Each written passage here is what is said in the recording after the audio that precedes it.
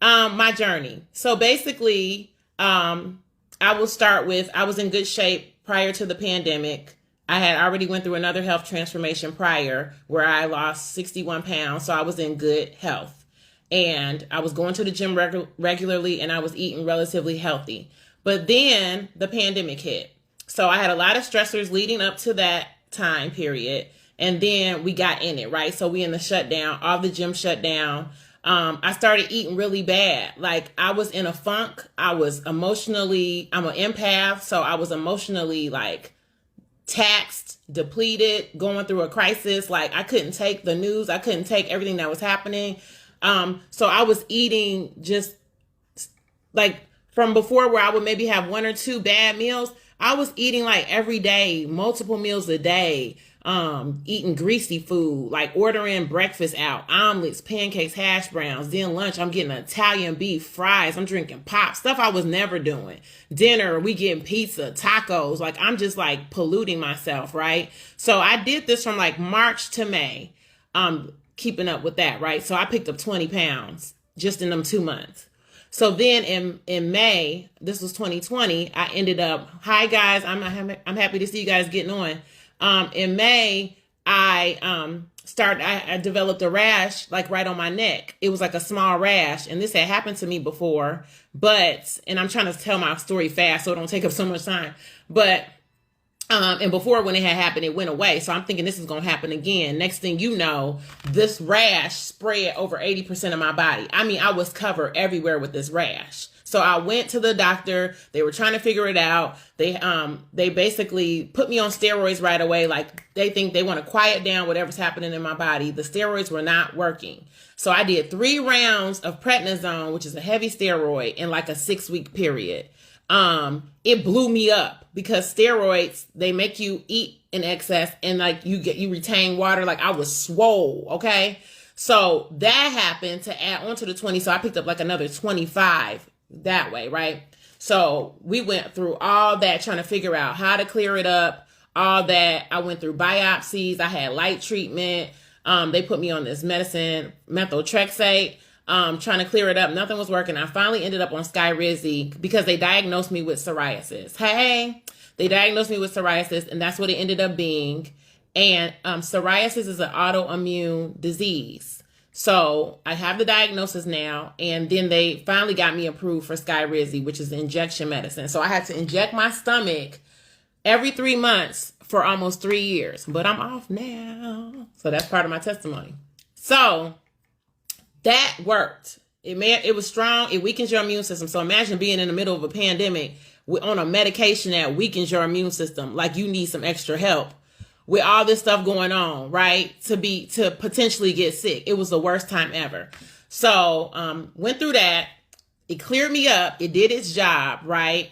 So then I'm getting to 2021. You know, I'm still holding on to the weight. I'm trying to come out. We pulling out. The world is starting to open back up. We going back to work. I feel like I know how to lose weight. I've done it before. So I started trying to do back the same things that I had previously did, eating clean. The gym's open back up, trying to work out. I was like, start, stop. I just couldn't. It wouldn't stick. It just wouldn't stick this time. I don't know what was going on. I think it was just a mental thing. It wouldn't click. So then I start having all these ailments in the pandemic. So I wrote them down so that I would remember everything. So I had the psoriasis, high blood pressure, my cholesterol went up, my glucose went up, my thyroid got off. Like I did a blood draw, my levels were off. I started having all this pain. I remember when I turned 42, because I'm 45 now, so it was in the pandemic, and I had to get compression socks. My legs and my feet start swelling up. I got an x-ray or whatever they did, and they said I had arthritis now in both of my knees because psoriasis is autoimmune, and that inflammation, and that can bring on, it's in the arthritis family, to put it more simply. I got a Baker's cyst behind my right knee, which is like I had a big swole thing behind my knee. Like one day I was like looking in the mirror from the side and I'm like, what's that behind my knee? It was a big like area. Okay. Then plantar fasciitis in my feet. I started having pain in my feet. I started having horrible menstrual cycles for my ladies out there. I went from, super long, super heavy, like so much pain that they would have to send me home from work sometimes. Hot flashes. So I'm thinking, okay, I'm 42. I'm like, oh Lord, I'm entering menopause. That's not normal. Okay. It's not normal. I'm gonna tell you that. Feet swelling, inflammation. So then they were like, soak your feet in lemongrass. Like, so doctors, medical professionals, nutrition is like the smallest class they have in their curriculum. They get maybe 1 to 2, hours, classroom hours or whatever of nutrition. The focus is not on nutrition in the healthcare system. It's sick care. They focus on treating you once you're sick, not preventing you from getting sick. So you very rarely will find them to be like, oh, you should try this, or you should do this. You should do this. And then, no, you got to do your own research, because the way the cycle works is just keep you on this medication. If you're on high blood pressure medicine, yes, it's lowering your blood pressure, but it's never curing it. You're on it. Unless you do something about it, you're going to continue to be on that medication. It's not curing the high blood pressure at all. So they're not telling me they're not asking me, what are you eating? What are you doing? Oh, and I was drinking a lot. I left that part out. I was drinking a whole bunch of alcohol too, all through the pandemic, along with the bad food. They didn't ask me. They asked the standard, how many drinks do you have a day? You could easily say one a week. They're not digging. Okay. So this happens to me. Whoa. Finally, and I won't go too deep, but I basically started this whole journey August of last year. My blood pressure, that was the driving force, was my blood pressure kept being elevated. Every visit I went to, they kept saying, your blood pressure is getting up there and it's not coming down. Like my highest was probably like 140 over 100 something. And so they said, you're going to have to get on blood pressure medicine. So if you all know me, and those who don't know me, my mother passed away when she was 47 years old from a heart attack. I found out later that she had high blood pressure and high cholesterol, which I think I may have knew about. I was young. I was only 22 years old when she died. And so I was paranoid after my mother died of me dying early as well. And now I'm 45. So I'm right there, right? But I know I'm free from that now. Okay. So that bothered me though, because you keep telling me my blood pressure's up. I can't have that. I'm raising 2 boys. I'm not trying to leave no time soon. I don't want to die on them, So that scared me, And so that's when I said, I got to do something, because up until that point, from April to August of last year, I was starting to do little things. So I was starting to eat clean a few days a week, not all the days. I was cutting back on alcohol. I was doing little things, but it wasn't all the way. But in August, when I finally went to that last appointment and they said, you need to get it together, basically, or you're going to get on medicine, that's when I stopped playing. I shut it down. So that's when I started eating clean all the days of the week. I dropped alcohol completely. I started eating clean and I was doing research. So that's what led me to plant-based. So I have an older sister who was already doing vegan for like 2 years prior to this point I'm at, right? So she had some health issues with her gut, and going vegan helped her with those issues. So it was already on my radar. But I'm like, oh no, I'm not going to give up no meat. Maybe down the line, but not no time soon. But I was like, kudos for you, boo. I'm happy that you feel like it's helping you and you feeling better.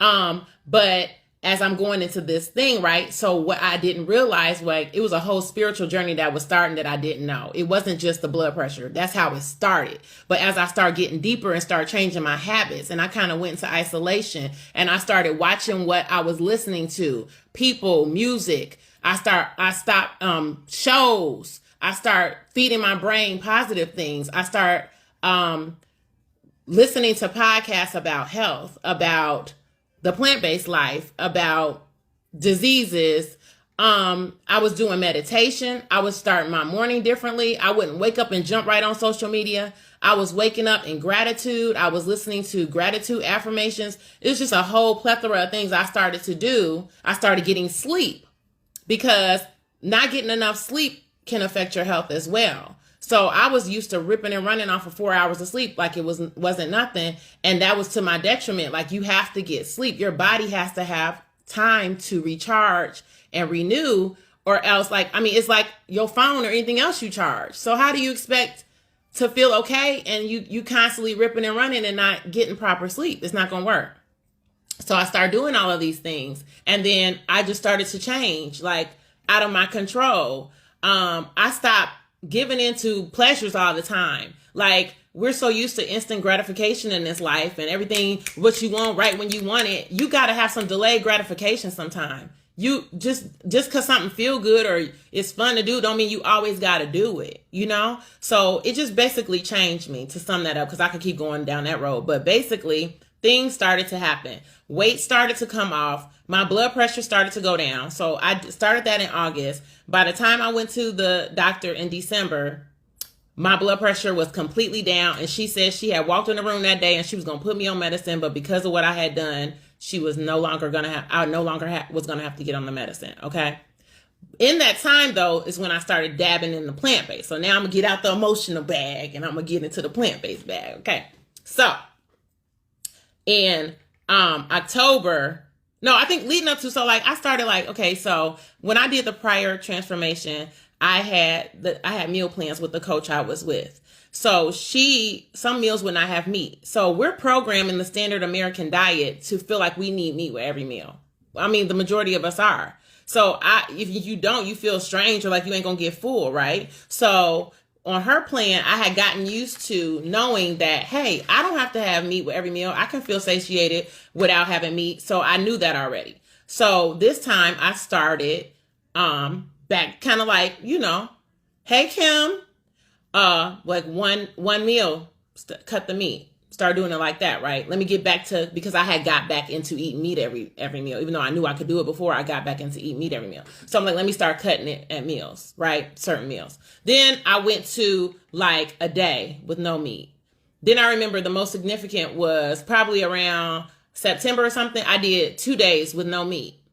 Just in 2 days, I was like, I think I posted the video not too long ago. I was like, what is this? I feel different. What is this? Boom. Still in my head program, meat. We still gonna eat the meat, right? So then in October, I did 7 days no meat. This was October last year. And that experience was good and bad. Like, I felt bloated. And I think it was because you have to learn this, right? It's a learning process. But I was feeling like, 7 days with no type of meat, I got to fill up somehow. So I was eating more beans and probably bread and probably just a little bit too much carby. And then also I learned your gut has bacteria that it makes to break down the type of foods that you eat, right? So if you're used to eating standard American diet, that's how your gut is programmed, for lack of a better word, right? But when you start to add more fiber to your diet, which is like when you don't eat meat, and I was increasing vegetables and fruits and stuff, it takes your gut a little bit just to be like, whoa, we got some different food up in here. We need to switch it up because now we're processing this type of food. So it's a little adjustment period. So I was feeling bloated, right? So I still felt like it was a good experience and I tucked that away, but I went back to meat. And then I was still feeding up here the whole time, y'all. I was still steady watching podcasts about plant-based. I was cooking meats, watching podcasts about plant-based. And then I also found a video about this girl who has psoriasis, and she tried all the different, because as I was watching this stuff, I'm like, why am I not looking up psoriasis too? Because let me plug this too real quick, y'all. We are so fortunate in this day and age to be at this time where we have so much access to so much information right at our fingertips. Like, you can Google anything in the world. You can YouTube anything. I'm old enough to remember when it wasn't a Google, it wasn't a YouTube. You had to go to the library. You had to get them cards out the slot. You had to look in encyclopedias. Now it is no excuse. Any question you have, you can look it up. Just ask it, just like you would ask me. How do I go plant-based? How do I get used to not eating meat? Whatever your question is. This stuff is so advanced, it's going to give you videos, it's going to give you it's going to give you everything. So I was like, what's a natural way to, deal with psoriasis or help with psoriasis? Because I wanted to get off the Skyrizi. Because it did have some side effects. And so then she said she was plant-based. So I'm steady, you get it? I'm getting drip, drip, drip, seeds planted on me. Then I think it was just a combination of everything I just said, y'all. And then it was December 7th.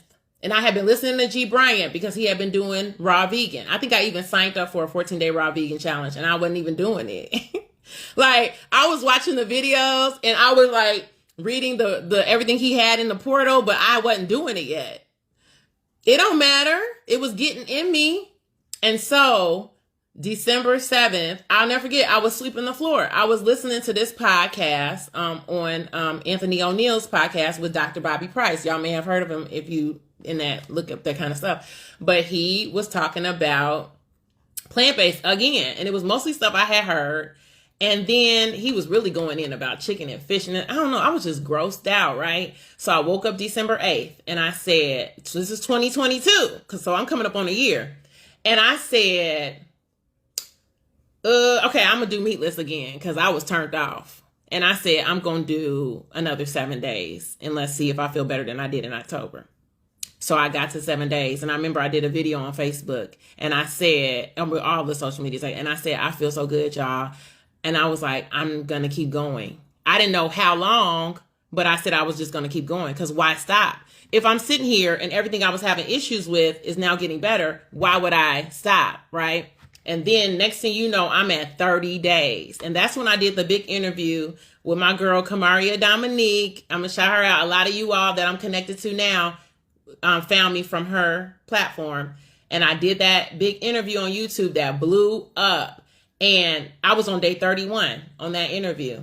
And she even asked me, she said, so what's next for you? I knew I was going to do a raw vegan challenge at the end of that month. But she said, was I ever going to return to eat meat? Some way she asked me. And I said, honestly, I can't tell you if I'm going to return to eat meat because I didn't know. At that time, I didn't know. In my head, I figured I was going to go back being pescatarian. I was like, at least I'll eat fish. Then I watched another movie called Eating Our Way to Extinction. And that turned me off. Yeah, that's when you met me, Kim.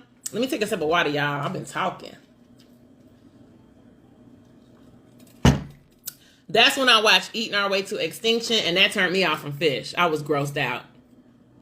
And so now, fast forward, I never stopped.